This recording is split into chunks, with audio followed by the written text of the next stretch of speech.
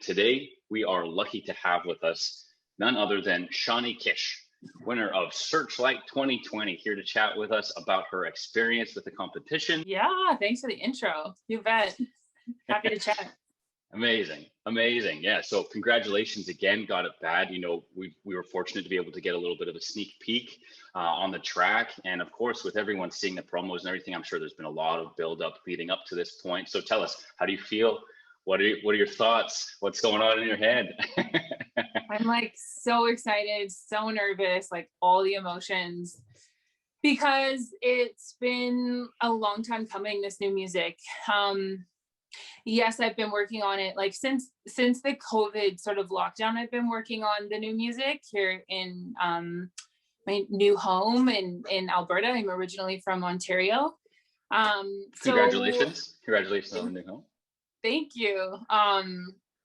It's just been so, I mean, I'm sure we'll get into it, but there's been so much going on. It's been so much like beyond like even the COVID sort of the restrictions and changing as a musician and artist and like not being on the road. And anyway, so when it you know, the long development of myself as an artist has been like leading up to this, and then as well as like this past year and how crazy it's been. And so just being able to be in studio in a new space, new people, new challenges, saying new things and using my voice in a new way, expressing myself like more in that like my comfort pocket, like which is soul. And that's the long answer, which I'm sure we'll get into more because I could blab forever about it, but it's just like I'm so excited because there's just been so much change and hardship and you know, in the past little bit, and it's like to get this out is, I'm so excited. One of the, I guess, like mottos that I've seen that you kind of use for yourself is that, you know, I have changed, I have grown, and I am becoming. Do you kind of feel like this whole lead up is a huge culmination of that like motto and that saying that you have for yourself? Yeah, like I believe that like everybody is in a constant state of becoming. Like you're never really you because you're always becoming. And I think you're meant to evolve. You're meant to grow. You're meant to become like who you're supposed to become. And we don't even really know who that is, I think. I mean, at least that's my opinion. And so, but that being said, I very much had to grow into my own skin and like with my identity, my sexuality, who I am as an artist, and personal life aside, it's like, you know, growing and being able to say the things as an artist terrifies me. Like being able, like one of the songs on like the EP it's all leading up to the EP, and one of the songs is about, you know, just those like mental challenges and saying that, like saying those things that, you know, I it's close like to my heart, and opening up really and challenging myself to do that. But then there's the musical aspect of this new music and this new song. I've never felt so comfortable singing than I do in music, because it's like finally I recognize that the people that I've always looked up to, like classical musicians, like blues and soul, like some of those great female singers that like get into your blood and your heart, it's like that's what drives me. Like that's what I want to like be, that vocalist, like that someone can go, oh, I get it. Like I get it. Like I get you through your voice. That's what I aspire to be. And writing this new music is like very much closer to becoming like that soul voice that, you know, I hope that just projects and can influence other people in positions that may not feel like they have a voice, right? Yeah. You want to be that voice for them, but also to encourage them to have that voice for themselves. And that's amazing that you do mention that, you know, those powerhouse women within blues and just like the music in itself. Of course, one of the influential artists that I kind of saw that you have, of course, was none other than Buffy Sainte-Marie. And of course, there are some other ones in there, but maybe tell us a little bit more of some of your inspirations and maybe who some of those singers were, some of those musicians. Yeah, I mean, someone like Buffy St. Marie, I mean, she's this firehouse power indigenous woman who like led the way, and like her writing has ended up on like I guess a lot of people might see her as not sort of like mainstream. I do. Her song, she's a writer. Like she writes about things that have landed in the hands of like massive artists. And she's just this like fierce woman. And how could you not look up to that as, even growing up, and as a woman, how could you not look up to that? Someone like Melissa Etheridge I've listened to since I was like 5, and her writing and her voice and the things that she says, like using her music as medicine, actually, which I've heard her recently say. And who else? Like Etta James, like, oh, come on, Nina Simone, like Amy Winehouse, like all very different, but all very like that. I'm like female power, like I'm here, and they don't even have to say it because it's in their artistry and within their voice, and it's like they don't have to say anything because their music does that for them, and I look up to that. Yeah, I was just gonna say they're themselves as the artists really get to showcase their talents, but not with no compromise. And that's one thing that we certainly have heard about your music and your artistry and style of singer-songwriting. So it's great to hear some of those other inspirations that have kind of pushed you towards having that same sort of voice for yourself. Of course, you did mention just a little while ago that medicine is a part of what's kind of brought you towards being an artist and in performing. So of course, we've heard that you describe your music as medicine and a hero and healer. So was there a specific moment that you kind of like realized that you were an artist and you had to pursue music? Yeah, like growing up, I was always interested in music, and I would, like, my brother played piano, so I'd run and like sneak and play the piano. My dad had guitars, so I would like sneak his guitar when he'd go out and like tape record songs. And I've always been interested in music. But when I was a teenager and I got to a place in my life where I struggled with my home life, my school life, my identity, like I didn't understand my place in the world. I couldn't find peace and happiness, and coming up against some struggles within that time, and feeling completely and entirely alone. And then like really discovering music on a level that I say saved me, because I don't think I could have survived without it.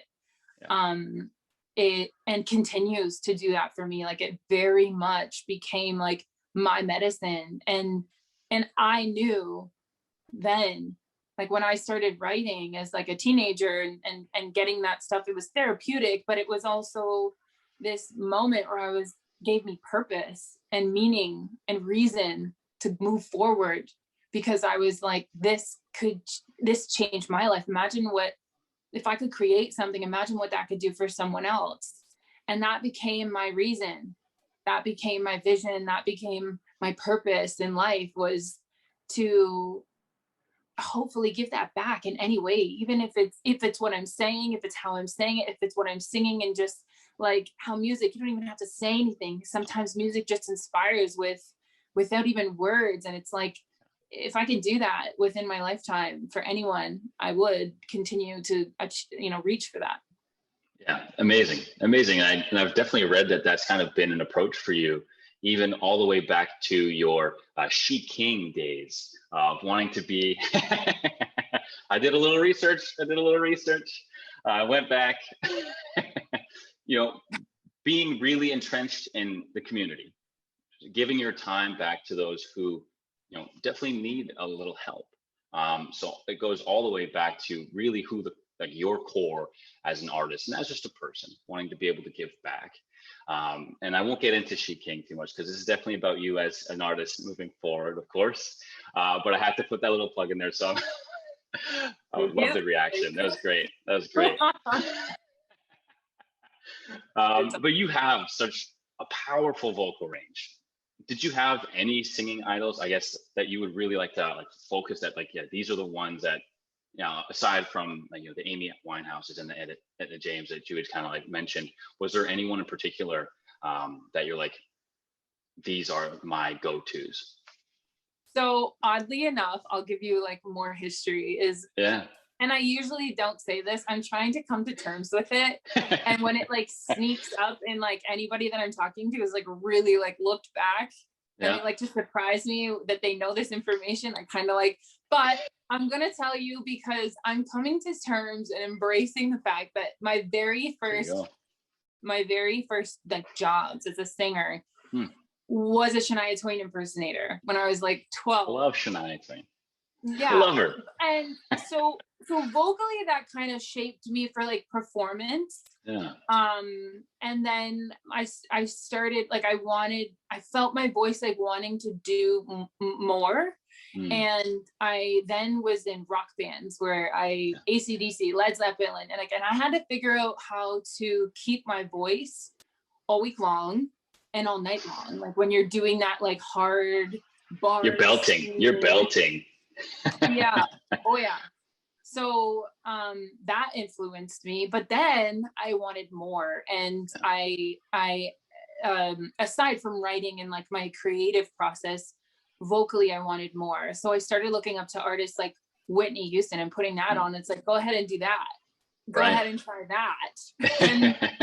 And challenging myself, like, because I mean, you listen to a vocalist like that, and it's like, I mean, it's hard to ever compare anyone to that, but definitely aiming to achieve something like that, just that beautiful voice that just is so like, it's like simple, but so expressive and powerful and dynamic and soulful naturally. It's like, I'd like to sound like that for sure.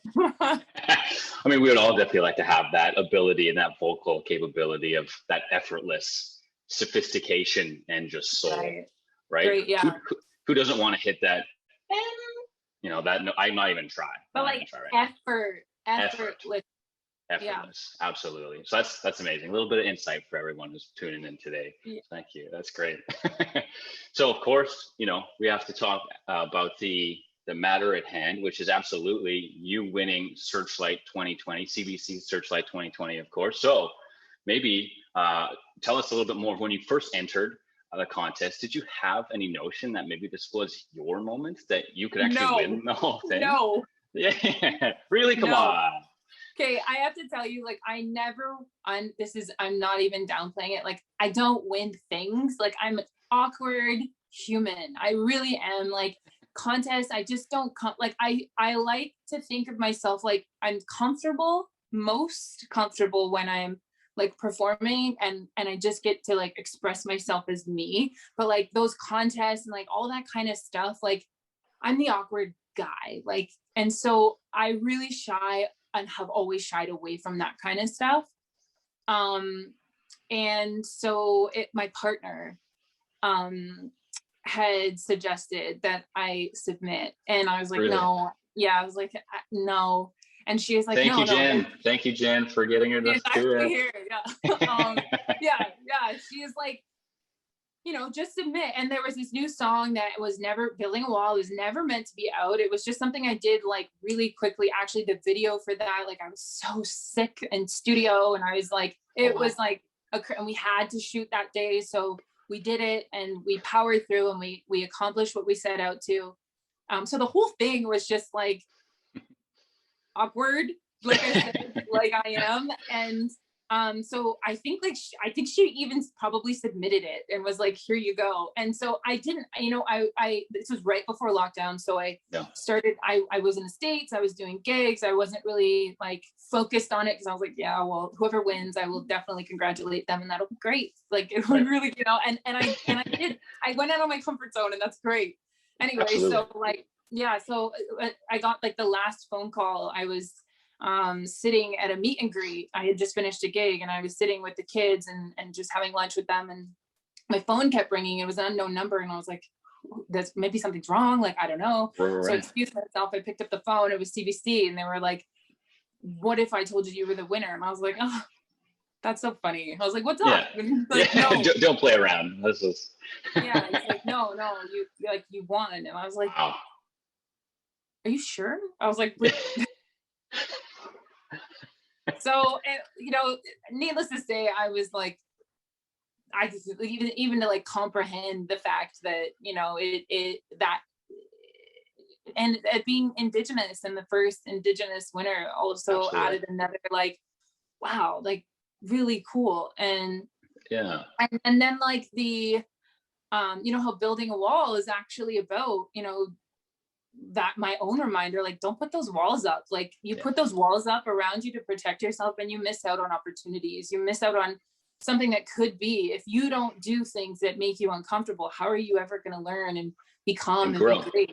Yeah. So it's just like the irony behind it all accidentally sort of came about. It was really, really quite interesting, I think. And but yeah, it's been it was really cool. It was really cool to be backed and supported by CBC, and they've been so great this past year. And then they were like, so yeah, you're gonna perform on the stage at our festival and like all this stuff. And they're like, wait, no, because COVID, and so we're not gonna have a festival. Yeah. Yeah.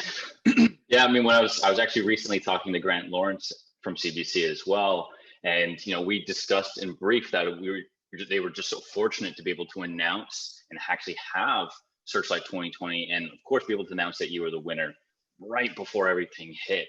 So of course, with all of that in mind, things kind of shifted virtual. So like, what was the experience like, of course, for you having to go through that with, being the Searchlight winner for 2020, and like hearing you made the finals? Of course, we already gone over that fact that like this was, you didn't believe the call.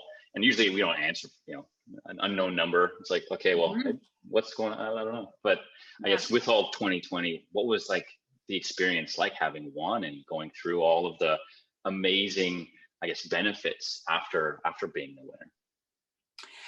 It was really cool because all of a sudden these opportunities and different than I had anticipated. I thought, great, we're going on tour, like, and it's gonna be even better than before. Like, I'm so excited, and like I'm gonna like rehearse the band, and we're gonna start getting ready for these festival shows, and then things quickly shifted, and it was like, okay, so that's not what it's gonna look like. But opportunities presented themselves in different ways, like a couple offers as far as support with labels. I chose to stay independent. But getting those opportunities coming up and learning more about sort of there's this natural sort of learning more about the business side of things, because as those opportunities come up, you have very big decisions to make as an artist. Absolutely. And then writing new music and trying to figure out where those support systems come from, and while maintaining as much sort of for me, it's important to maintain that sort of the direction, definitely, and being able to manage like my own career. I really take that seriously, that part of it. So yeah, just the opportunities that came up were really great, and I learned I learned a lot this year. I really, really did, and I've grown a lot in this past year, just by all of those challenges and the things the opportunities that have come up. Yeah, and that's, I think, like 2020 was that year where if you didn't learn from it and if you didn't grow, that it would only get harder. So a lot of people, and including yourself, of course, had to shift mentalities in order to become that next person that you were meant to be able to really focus on yourself, provide yourself all the things you need so that you can also provide that love and care to others outside of just yourself more extensively. So that's amazing, because shifting within a pandemic is not something that all of us have that much experience with. So amazing for you for being able to do that, and of course leading all up to this with this brand new release for God at Bat. We're just so excited. So absolutely, we're really excited to be able to partner with Toyota Searchlight this year. with some amazing prizes. When we heard you had the new single coming out, you know, we were just super excited to be able to be part of that as well. So just to give a little bit of context for the listeners about, you know, what Playing PE has to offer as a platform, to break it down to the basics, you know, Playing PE connects artists and music promoters to industry tastemakers. So we have a caster platform or application where we distribute music promotion campaigns to recipients of promoted music, such as like radio programmers, music curators, media bloggers, music supervisors, and for more access to music releases just in our player application. So it's like this one-stop shop for where everyone in the industry can go engage with your brand new release that's coming out. And we're really excited to be able to have that in there. So make sure, if you haven't, anybody, if you have a player account, jump in there, give some streams and some downloads over to Shawnee. And you know, we want to see that track get some attention, because it certainly deserves it. So of course, you know, which brings us back to Got It Bad. Tell us a little bit more about Got It Bad. What is it all about? What inspired the lyrics? Just give us a little bit more. I would love to hear.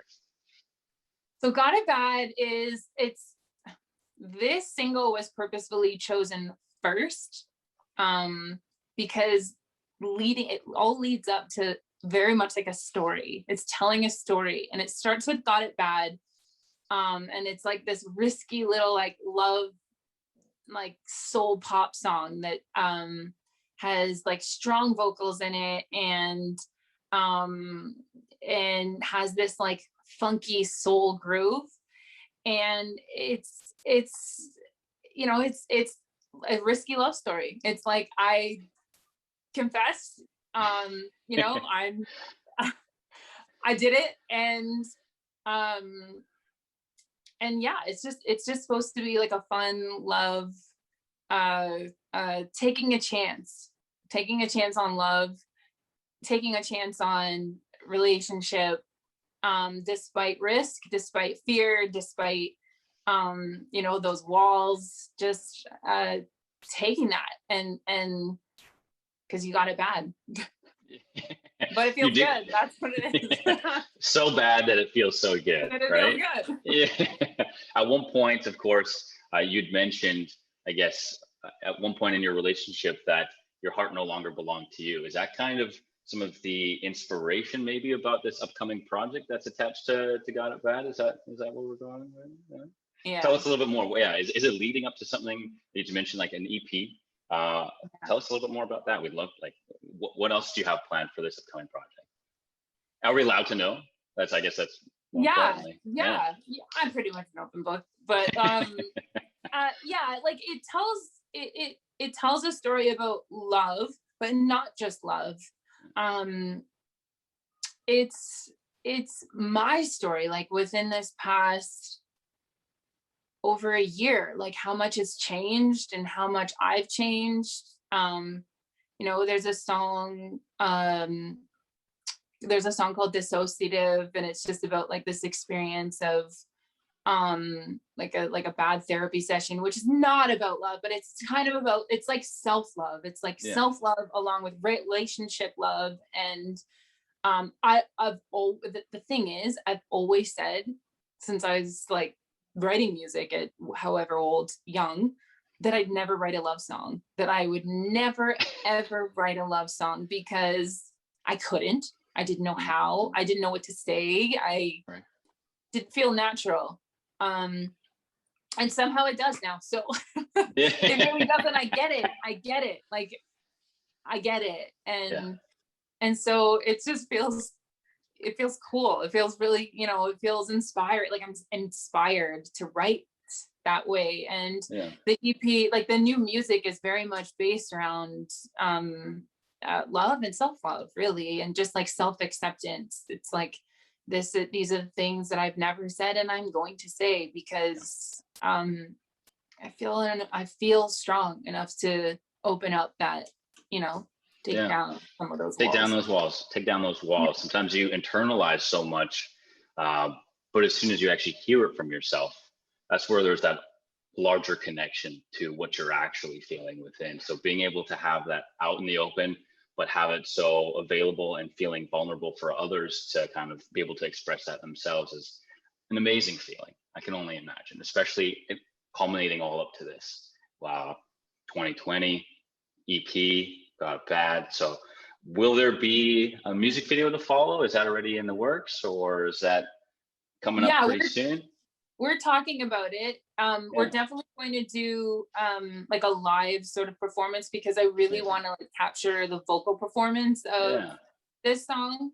So we're talking about it, potentially a lyric video. There'll definitely be like, there's lots of stuff released with all these upcoming releases, because I just have so much to like, artist wise, like I have so much. And again, like this story that it tells, like the single cover is like, which I actually got inspiration from the Elvis did like this jail cover.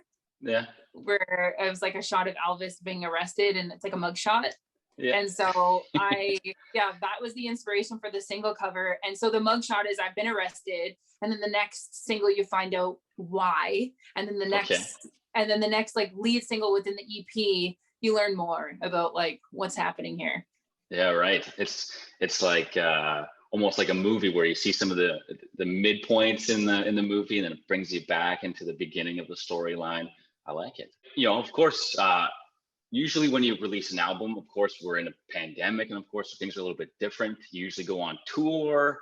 Of course, that is something that is hopefully in the very near future for us. So are you planning any shows to support the new release, online or otherwise? I've definitely seen that you've done the virtual thing quite a bit. I guess you were part of earlier this year, the songwriting competition with National Arts Center Orchestra. And of course, with CMI and TV, you did a songwriter series as well. So you've been really busy doing the virtual thing. Is that going to be taking place for, I guess, supporting act for this new release as well? Yeah, so I think, I think it's, like I said, it's really important for me to release like vocal performances of these songs. Along with any kind of visual, like music video. But as far as showcasing goes, I'm actually working on some really cool opportunities, great projects. There's one with the NAC. I just actually came back from Ottawa. For months, we've been working on this project. We just filmed it for an entire week, like 12-hour filming days. Oh, wow. Yeah, it's pretty intense, and it's powerful stuff. Like, amazing. And one of the songs that we did will be an upcoming release. And I can't say a whole lot because it's very like, but other than it's honestly, it's probably the most like, for me, inspiring, powerful projects that I have ever done. And I don't know if I'll ever top it, because like we were all walking around this past week on set and just like trying to take it all in, because we involved youth, Indigenous youth. We had a call out for those youth. I think that's what you had mentioned. Yeah. It was songwriting with them, and so just this really great collaboration between them, their musicians, some youth, Canadian youth, and myself as an artist. And I'm just really excited to be able to share that with everyone. And then there are some shows. There's actually a dream come true show that I can't say who or what yet, but it's like, it's supposed to happen in the summertime. If it really does happen, I'll just be complete. Like, I'll have to come up with new goals, because I've said since I was 5 that I wanted to do this show with this person. And so I'm hoping that I can share this new music on this stage with this individual, because it would be a dream come true. But there's lots of stuff happening. I'm lucky. And the virtual stuff, I'm starting to get a hang of it. I think I've learned, like, don't be alone, because it's so sad. It's me and the camera. I think so. I have Reese, who now comes over, and we sort of do a banter back and forth, and it's like this fun little like, hey Reese, how's it going? And he plays guitar, and we just bounce it off each other. Organic. Yeah, it makes it feel more like an organic performance than just like two the camera, and so figuring it all out. Yeah, figuring it out. Yeah, exactly. Yeah. That's pretty good. You know, learning something brand new. I think the whole virtual concerts thing was just a really great introduction to showcase the fact that we don't have to be on huge stages as much as I would love to be close to a huge stage again.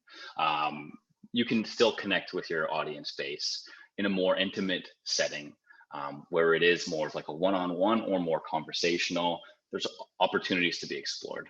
And of course, with all these showcases and all these new means to explore new content, you know, of course, I would love to just quickly touch on some of the amazing Indigenous content that's coming through social media these days. It's fantastic because not only is it really educating people within all of Canada and outside of it, but it's also connecting all of these Indigenous communities overseas all together, so that they feel that much more connected. Is there any sort of like teams that you can kind of mention that may have been working on any of this NAC stuff with you that you wanted to highlight, or anyone that you wanted to give it like a quick little shout out to in regards to some people that maybe you've connected with recently? Yeah, I mean, there's the We Matter campaign, who I work closely with,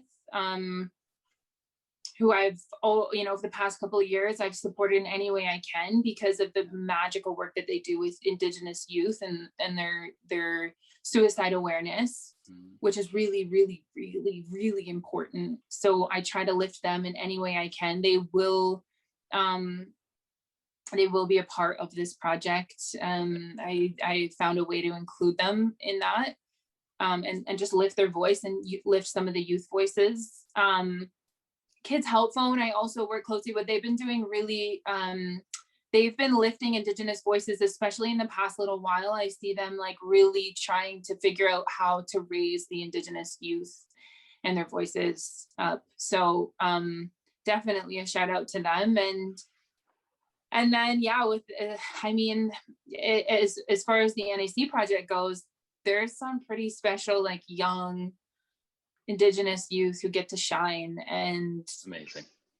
I like cry the entire time. I was like,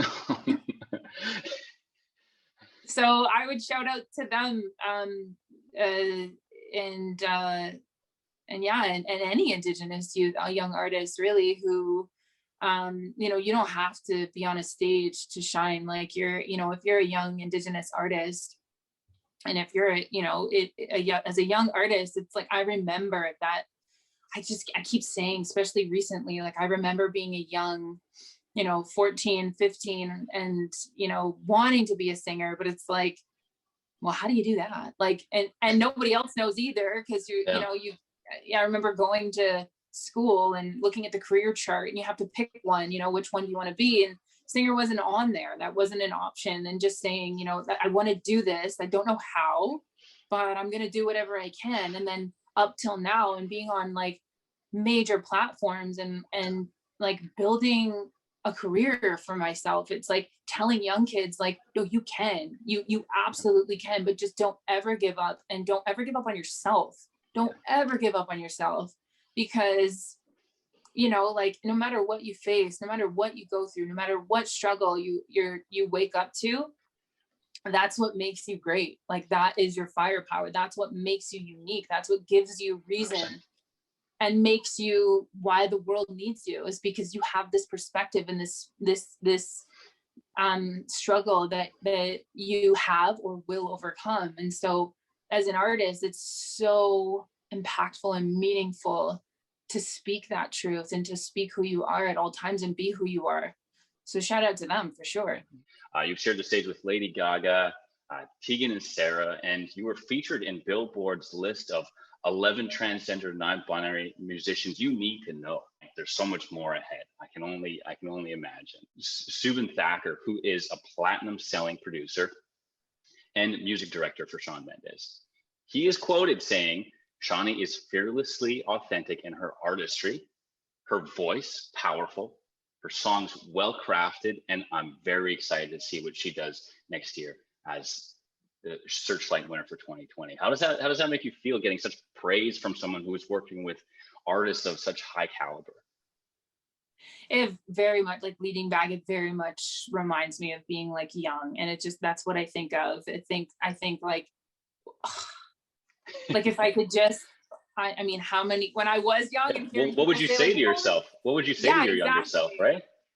Yeah, exactly. I think about that a lot, especially recently. I think about that a lot. It's like, which is why I go back to like, it drives me to be able to tell those kids, like it drives me like, oh yes, you can. Like if I can do those things that you also want to do, and it's really honestly, genuinely, it's not about that. It's not about what stage you're performing on. It's not about who's next to you. It's not about what name, brands and people and all of that like surrounding you. It really is, are you proud as an artist? Like, can you be proud of yourself as an artist? Can you say you are being who your spirit is? Can like, and it did take me time to get there. It took me some time to be proud of who I was and who I am. And and I can say that now. I can say that. And I think that's why I feel so comfortable and confident within this new music, because I am at a place where,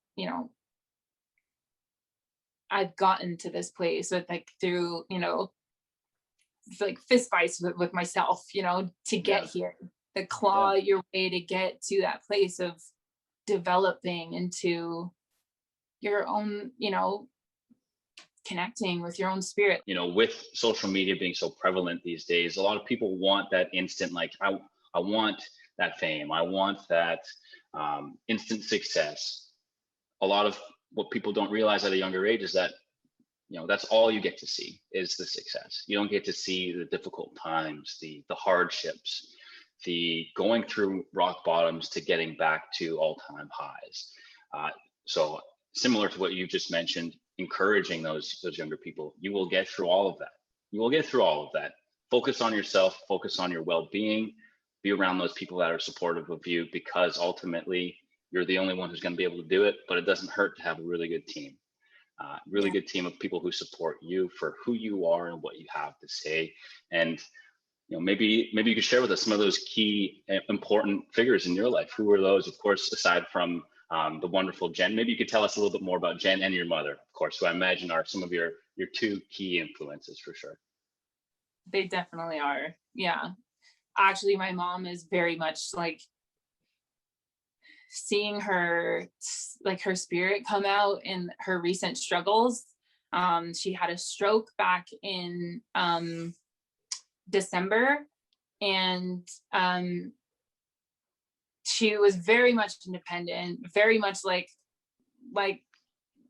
a hard woman, who is just like a warrior survivor woman. And then she had this stroke and became entirely and completely vulnerable in all ways. Everything was affected. Her physical being was entirely affected. And so she's come to stay with us. And Jen, the love of my life, honestly, we joke around and say that we've opened up a rehab center, which kind of has become more like a boot camp for my mom and us, really.